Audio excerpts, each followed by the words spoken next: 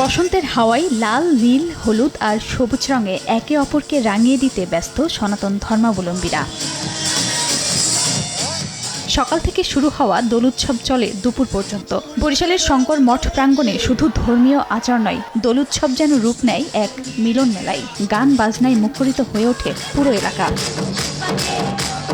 উৎসবে আসা তরুণ তরুণীদের চোখে মুখে ছিল আনন্দ। তাদের মতে বছরের এই একটি দিনের জন্যই তারা অধীর আগ্রহে অপেক্ষা করেন।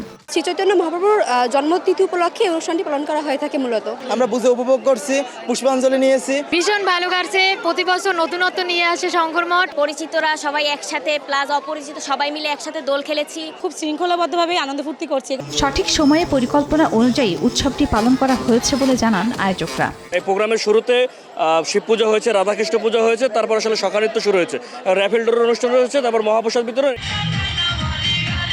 এদিকে ঠাকুরগাঁওয়ে হোলি উৎসব উপলক্ষে জেলা শহরের আশ্রমপাড়া মন্দির প্রাঙ্গণে মিলিত হন সনাতন ধর্মাবলম্বীরা। বাদ্যের তালে তালে নেচে গিয়ে একে অপরকে রং মাখিয়ে উৎসবটি পালন করেন।